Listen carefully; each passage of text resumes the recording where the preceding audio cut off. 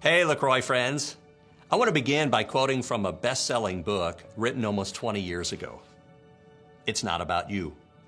The purpose of your life is far greater than your own personal fulfillment, your peace of mind, or even your happiness. It's far greater than your family, your career, or even your wildest dreams and ambitions. If you want to know why you were placed on this earth, you must begin with God. You were born by His purpose and for His purpose. That's how Rick Warren begins his book, The Purpose-Driven Life. If you get in touch with why you were put on this earth, it sets you on a path that keeps you focused on what matters, and a path that can get you through the darkest of times. In last week's video, we visited the prophet Elijah in 1 Kings 19, when he was at his lowest moment. After he defeats the prophets of Baal, the evil king Ahab threatens to kill him. So Elijah flees to the wilderness and grows so despondent that he prays that God would take his life. We saw last week that the Lord's process of emotional healing begins with getting Elijah some sleep, some good food, and some exercise. Now, if you see life as all about you, you might be tempted to stop right there. Self-care becomes the end of the game. But it's not about you. Your self-care is for the benefit of others. Sort of like that speech flight attendants give, about the oxygen masks. If cabin pressure decreases and the masks are deployed and you're traveling with children, they always say, put yours on first, then your child's. You put yours on first so that you can be of help to your child. So let's go back to Elijah.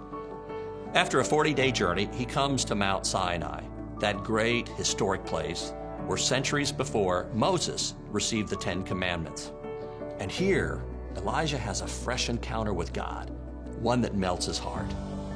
Here again, this spiritual experience isn't just for Elijah's benefit. On occasions, we're allowed mountaintop experiences where God seems so real you could reach out and touch Him. But even that is not the end. These things come so that we might be strengthened for the task ahead. In the next scene, God gives Elijah a job to do. He sends him back to the city to anoint a new king. In ancient Israel, prophets were kingmakers. With the king, though, already sitting on the throne, the evil Ahab, it would be risky work, dangerous work. But it was Elijah's calling, and the Lord gets him back in touch with the thing he was created to do. Allow me to quote from The Purpose-Driven Life again. You were put on earth to make a contribution. You weren't created just to consume resources, to eat, breathe, and take up space. God designed you to make a difference with your life. We're in the middle of an incredibly hard year. Let's admit it. 2020 is a year many of us would like to already forget. Like Elijah, it would be easy to grow despondent, to lose hope, to give up. But God has a better story for our lives. To get His prophet out of the pit of despair, He gets Elijah out of himself, gets him back to work, back to his life calling.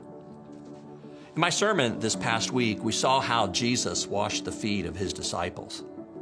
Then He told them they must serve one another in similar ways. It's the path of love. Love can be defined as giving of yourself for the sake of others. For Elijah, that looked like anointing a new king. Well, you and I will never be kingmakers, but that doesn't mean we're without purpose. To the contrary, as you serve God by serving others, you are fulfilling one of God's purposes for you on earth. And it doesn't have to be anything big or grand. Mother Teresa once said, "We cannot all do great things, but we can do small things with great love." In this season, I've issued a challenge we're calling Give Me 5.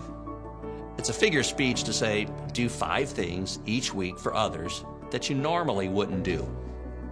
Look for ways to bless others in your family, neighborhood, workplace, and even on the road as you drive. Small things done with great love. It's one of the reasons you and I were put on this earth. Well, after this moment, Elijah never looks back. As he goes about his mission, he gets out of that pit of despair.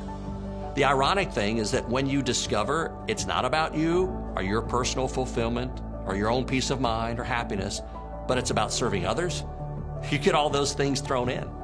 That's how good our God is. Yes, it's been a tough year. But remember, it's not about you.